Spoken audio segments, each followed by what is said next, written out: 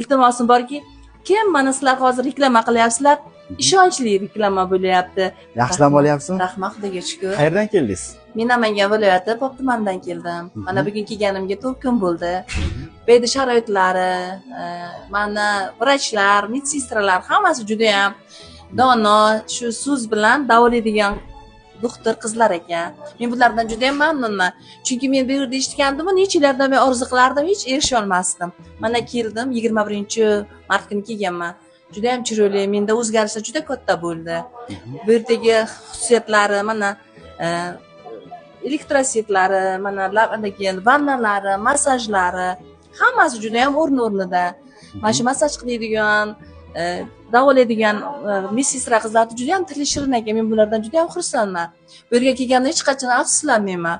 Rahmat. Hech qachon bular ishlab charchamasizlar.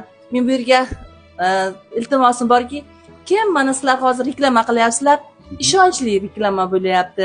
Kelinglar, men sizlarga hammalarni mana shu Farg'ona viloyatidagi Koinot sanatoriyasiga taklif qilaman. Juda ham rahmat sizlarga, hammalariga katta rahmat.